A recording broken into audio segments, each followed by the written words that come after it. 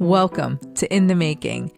I'm Teresa Au. Join me for conversations with creatives, solopreneurs, and experts as we explore the unique challenges and surprising rewards of the creator economy. Two-time Emmy Award winner Emonee LaRussa specializes in motion graphics. You've probably seen one of her lyric videos for artists such as Kanye West, FKA Twigs, and John Legend. Emonee got her start at CBS News in Sacramento, creating graphics, filming, and editing. From there, a fan video about Tyler, the creator, and a bold tweet to Columbia Records led her to her first music industry gig. These days, her client base has expanded to clients like Super Bowl 57, the Grammys, one of my favorite shows, Saturday Night Live, Intel, and of course, Adobe. And just a few weeks ago, she was on our Adobe Max stage as one of the inspirational keynote speakers. Her talk was so uplifting, and we'll definitely provide the link in the show notes. But your talk, Emonee, really resonated with me, how you built value within yourself. That was really amazing. Thank you so much for being with us here today. Yeah, thank you for having me. I'm excited to dive into some stuff. I'm going to start from the beginning. I know from childhood, your first love was music. Where did that creative journey go from there? Yeah, I mean, I loved music videos growing up, and I just felt such a deep passion for music. Like whenever, like I would get chills, like I felt like at a young age, I felt emotionally attached to songs. Yeah. The thing about the visuals that I love the storytelling aspect of it. Like I love listening to lyrics and I can see it. And I love music videos that do that. Like I hate when I watch a music video and I'm like, this music video has nothing to do with the lyrics at all. When I was starting to make music videos, I wanted to be a cinematographer more than anything. I wanted to be behind the camera, and it just turned into like me starting to dive into Video Copilot, which is like visual effects. Andrew Kramer, he's known as the After Effects god. He's taught all of us younglings. And I started using like visual effects as just like a cool little thing that I was adding to my cinematography. I was obsessed with shots and how things were shot. Like I didn't know the technical terms of them yet. I just knew like in my eye, like I feel like I could visually think of stuff. I feel like now things have happened and I am now moving more towards like motion graphics and visual effects. I still do cinematography, you know, I do everything by myself. And so I've never lost that. When you were first making videos, was it just making videos with your friends? Yeah. So there was this rapper at our school, and he made this song, super inappropriate song. Yeah. And so I made a music video to the song, and the song's very descriptive. It like describes a girl and like she's promiscuous and stuff. And we're like 14, and I have my friend be the girl, and I'm the rapper dude in it and stuff. And it was ridiculous, but I loved that. And I put it out, and then it like in our school, like in my classes, they were like, oh, I saw your music video. And I was like, oh, did you? And so I had another group of friends, like the guy group, they had made a music video. And I was like, let me show y'all how to make a music video. And so to the same song, we made a music video to it, just trying to like blow them out of the water. And I think even at one point I made a music video where I was like talking about like an ex-boyfriend, and I was rapping about him. I was like, you're lame, and you're like, how and fun. It was so ridiculous, but I loved it. My friends got a kick out of it. And we loved making them. So it was just so much fun. Yeah. So this was all in high school. Yeah, that was in high school. And like even when I got to college, I was still like making fun music videos. And what did you study in college? I got a bachelor's in digital filmmaking and video production. It was like how to light, how to film, basic editing and stuff. And it was kind of covering everything. Some of the teachers there made such a lifelong impact on me. And I think they were really able to see the kids who wanted to continue pursuing this. But I think some of the teachers who were like, yo, this kid's really pushing and like really trying to make it work, they definitely made like a really big impact. After college, what was your first job? So I was actually hired at CBS News like before I graduated college. And I was there for about like 4 years. As a cinematographer? Cinematographer and motion graphics artist. So they had both of those positions open and I applied for basically both. And they were like, why don't you do both? And I was like, good idea. And so it was great because I got to play around with a lot of different stuff. And I got an Emmy for cinematography and motion graphics. So Amazing. it was cool that I was able to kind of play around with both there. But I love CBS. I was also at a very young age when I got hired there. So I had just freshly turned 21. Wow. I also got out of like a long-term relationship. So I was free. I was single. I was ready to mingle. And all while I was starting the career that I had built for the past 4 years of college. I wanted to be like a adult that could do whatever they want, but I needed to have structure and a career. And so I had like really great managers there that would sometimes check me like, girl, you need to make sure that you're showing up on time. You know, you can't just be, I know it's a cool little job, but like, and I think it really like was a slam in my face of like, I get it. I'm young, but I also like, this is what I've been working on. And I don't want to just ruin it all because I want to be in the streets. Were there any struggles from those first jobs?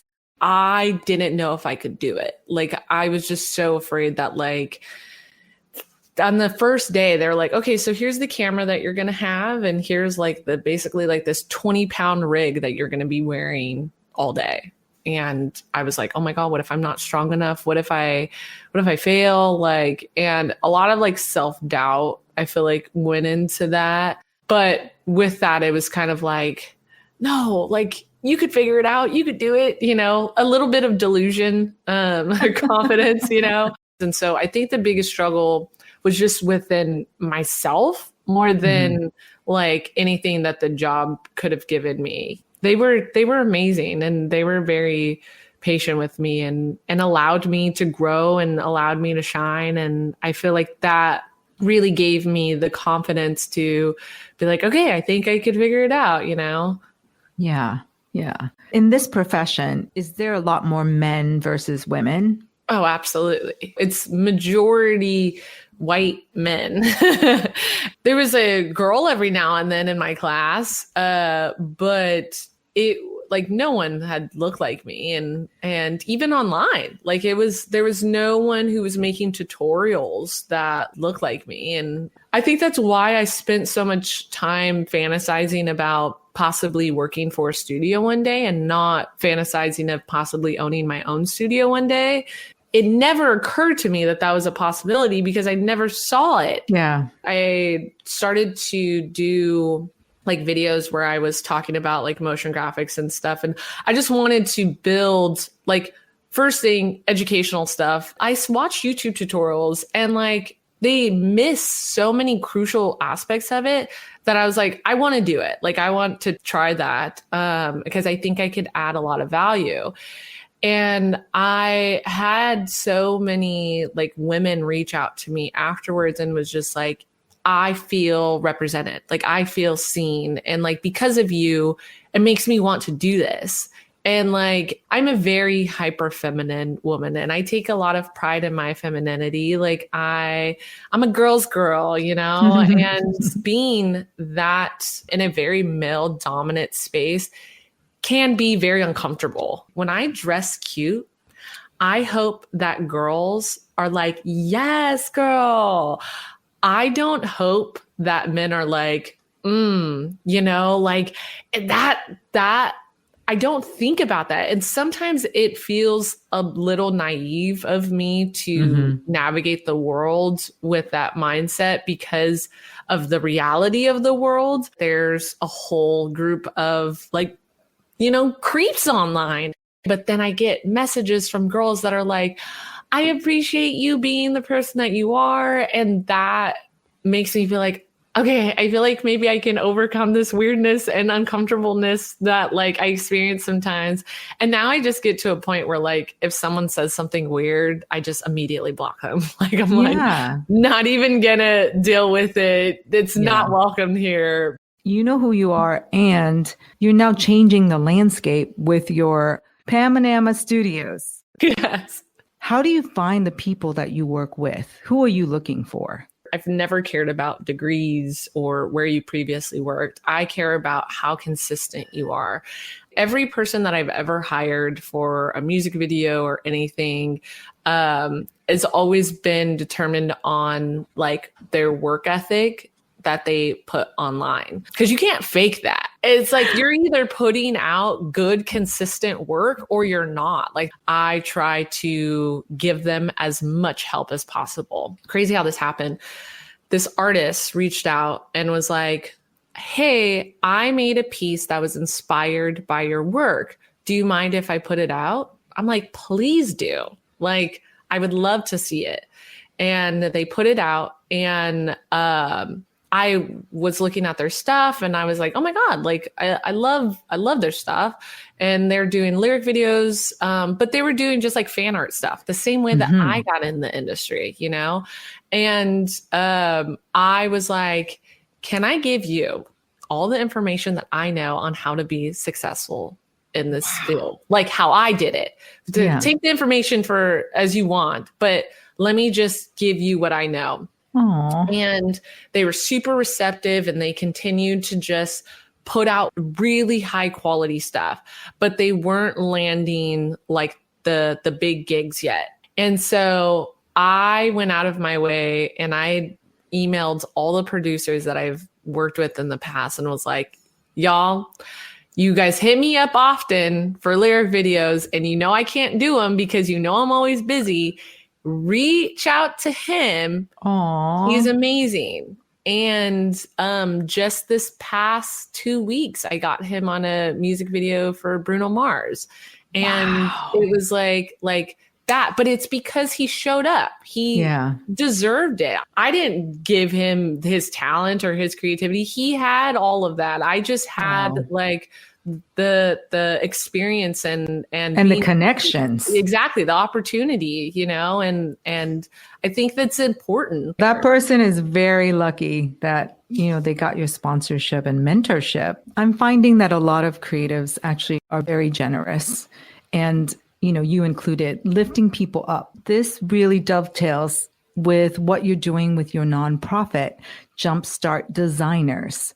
Yes. Tell us more about that.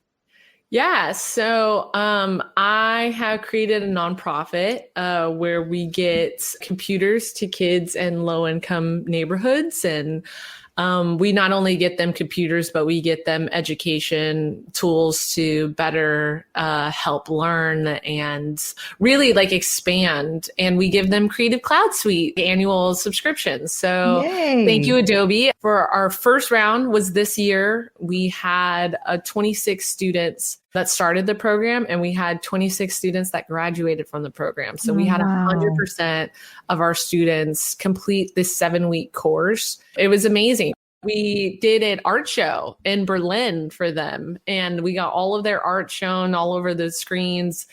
Thousands of people got to see their work, and it was a really awesome thing. And the kids really flourished and continue to use the laptops. We're actually fundraising for next year's session. So if anyone wants to contribute to that, they're more than welcome to. Yes, please let us know. How did you come up with this nonprofit idea? I heard it was something about what happened to you in high school. Yeah. So when I really wanted to dive into creating like music videos and stuff, the only access to a computer I had was my dad's like work computer, which was riddled with viruses and it wasn't usable. And I couldn't work on anything at home. Like I could only work on stuff at school. And my mom went to go buy me a laptop. It was like a cheap $300 laptop. And we went to Best Buy and I remember we had put the, laptop on the counter, and then her credit card declined, and then we like left and we couldn't get the laptop. And that was like the first time that I had realized like, wow, like I thought that kids could live the dreams that they want to if they just put their mind to it. Digital art's a very expensive field to get into. Months later, my mom ended up getting enough money to get me that laptop. And that was like the same laptop that I was in my high school newspaper as most likely to win an artistic award. The laptop changed my life. And eventually I was able to build a whole career from that. We would have never gone back to get the laptop, and it made it more difficult for me to edit and do that stuff. Would I have continued pursuing it, or what happens to the other kids that don't get to go back, and so I would join the digital art space and I just started realizing that the people who were like on the top, people who were making the most money, were not people of color. I hated this idea that just because of how I look could ever like make me not have the same respect as someone else. And like, regardless of my work ethic, regardless of my knowledge or commitment, and so I was like, you know what? I think a big part of why we don't see a lot of people of color in the space is because lack of access. Yeah. Every single huge artist that you see in the digital art space started when they were 12, 13, 14. Like they had access to a computer, their parents were in art, and like, it's just like, okay, so what happens to the kids that like don't have access? I think it was like 17 million kids are without computer access at home. And majority of them are Black and brown. Native Americans are one of the highest. And it was just like, we have to do something, you know? I went to different high schools. I went to my own high school and was just like, look, y'all, it's possible. Like, and it was just really amazing to see the turnout of the kids and how excited they were to be a part of this. And I think it shows because 100% of the kids graduated, if that's not proof, then like, what is, Yeah. So it was a really, really validating thing. And it's something that we want to continue doing. I think the biggest thing is just funding, I'm also running this, it's me and Allison, she was the one who works at CBS. And so meanwhile, I'm still working my normal you have your job. Yeah. Thank you so much for making it equitable for those students. Yeah. This is a kind of left turn, but you've been very active in the NFT space. Mm-hmm. Is the market for NFTs as strong as it used to be a couple of years ago? No, it's not. Honestly, it's very devastating because when it was great, it was amazing. I remember when I was doing an art show way back in the day, and I was the only digital artist there amongst all of these, traditional artists, and every single one of them were selling their art. And I was just like, here's my art on a screen. You can follow me on Instagram, and there was no way for me to profit the way that a traditional artist would. Like any passion projects that I had, it was just, I zero revenue. There was no way for me to make money.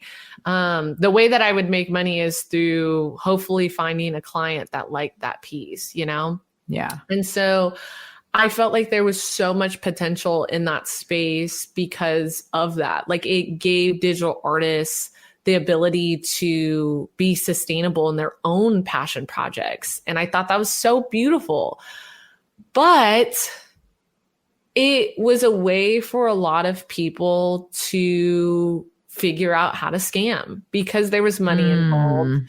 There's always going to be, you know, people that make such a bad like rep for everyone else. And because there's this anonymous aspect of it where you can basically put all this stuff out and no one will ever know who you are and just scam people. There's so much room for scamming, and it's devastating because honestly, Jumpstart would not be where it is today without it. Like we were able to fundraise almost $200,000 because of NFTs. And so it breaks my heart that it's not as viable as it was before, but I don't know. Hopefully, maybe one day it'll come back and they'll find a way to make people not scam as much. I know. Yeah. I think it just shows how we need to find new ways, new revenue streams for digital artists because social media doesn't always pay the bill.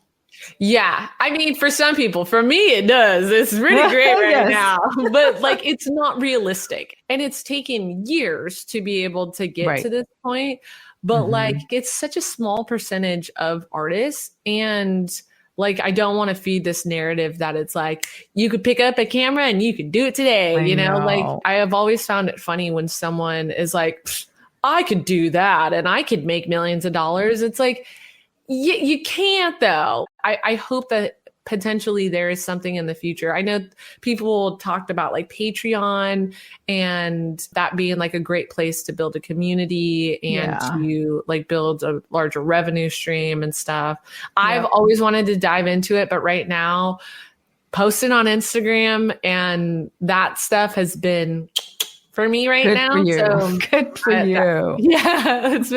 It's been great. Like it honestly, like I'm doing exactly what I've always dreamt of doing. Like I never dreamt of being a content creator, but I've always dreamt of making money from my art, from my passion projects, you know, and you are. So at your Adobe Max inspirational keynote talk, you talked about how you built value within yourself and you spoke candidly about your mental health, both of how you take care of yourself and what happens when you don't. And you and I had a moment on the convention floor where I shared with you, I was in the ER the day before I met you.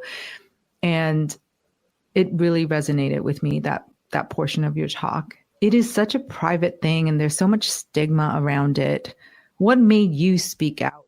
I think the biggest thing is I felt like when I was going through it, I was actively trying to find people who was going through similar things. And I found a lot of validation. I think just the importance of taking care of yourself, it literally creates only positive stuff. You only gain from it. What you're losing is time.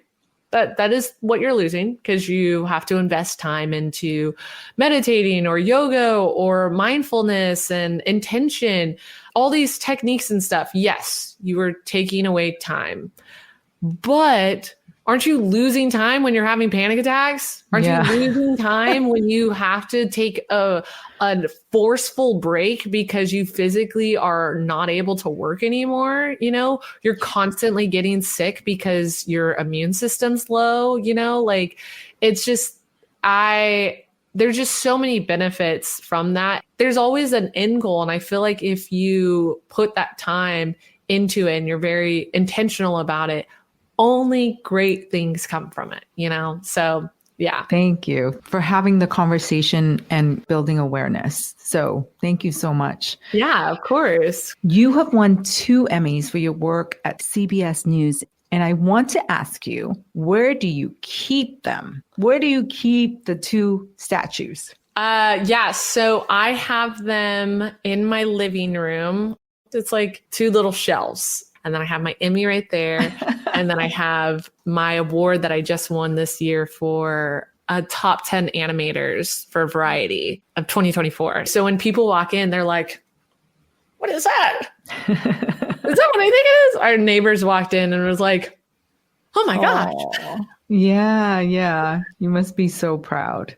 Yeah, it was really great. I mean, they're just, at the end of the day, I feel like those awards just kind of like show people that like I am in the industry. I am here. I've spent years, and that I feel like without saying all of that, without having to express all these, like what I've done, where's my credibility, I could just say that and it's all tied up. And it's like, cool. It's like a validation by just looking at it. For sure. Yeah. Yeah. Well, gosh, our time has come to an end. I always ask my guests, what is one word that has been guiding you or will guide you for 2025? Gratitude. All this stuff that I have and been able to gain over my career, it may not be there forever. And I hope that it is, but I want to look back and be like, I appreciated it in the time that I had it. And I want to always continue to grow and be better for myself. But I also want to be aware that like, girl, you've freaking got it. Love it. On the days where I feel bad or days where I feel good, I have to know that everything is so temporary and it's ever changing. And I just want to be grateful for whatever gets thrown at me. And so, yeah, I would say gratitude. Amazing word. Yes, we should all practice gratitude every day. Thank you so much. I am so honored that I got to interview you and chat. Thank you. Yes, of course. Thanks for having me. Speaking of gratitude, I am incredibly grateful to Emonee LaRussa for joining me today. She is someone I admire so much. With everything she does, Emonee pays it forward. Whether it's mentoring and vouching for new talent or running her nonprofit, Jumpstart Creatives, to get digital tools into the hands of young people who need them. Here are just a few of my takeaways from our conversation. 1, ask for what you want. And I hear this all the time from my guests. Ask for what you want. Emonee made an animation inspired by Tyler, the Creator. And when she saw that his label, Columbia Records, liked it on Twitter, she went out on a limb and said, hey, if you like it so much, maybe you should hire me. And that's exactly what happened. 2, you can't be what you can't see. As a woman of color in cinematography and motion graphics, Emonee didn't see herself putting tutorials online or even fathom running her own agency. But that didn't stop her. And now that she's doing it, she has become the example for others that she didn't have for herself while starting out. 3, make mental health and self-care a priority. Emonee's candidness about managing anxiety and mental health emphasized that taking time for mindfulness and self-care, while it may seem like a sacrifice or even a setback, leads to overall better outcomes. She shared the importance of having a balanced relationship with anxiety and the value of investing in one's well-being to avoid longer-term disruptions. 4, practice gratitude. Emonee spoke about her guiding principle of gratitude, focusing on the importance of appreciating achievements and moments in the present. This mindset helps her stay grounded and reminds her that success and circumstances can be temporary, fostering resilience and contentment in both good and challenging times. And that's a wrap on season 2 of In the Making. Brought to you by Adobe Express, the all-in-one content creation app included in your Creative Cloud membership. I want to thank all of you from the bottom of my heart for listening, for rating and subscribing to this very special podcast. Your kind and encouraging words have meant the world to me and my team. I'm Teresa Au, your host and executive producer. Season 2 was produced by my incredible colleagues, Chrysanthi Tenitence and Lisa Campbell, with our amazing sound editor, Amy Ferrarati. Thanks again for listening, and I hope to see you all back here in 2025.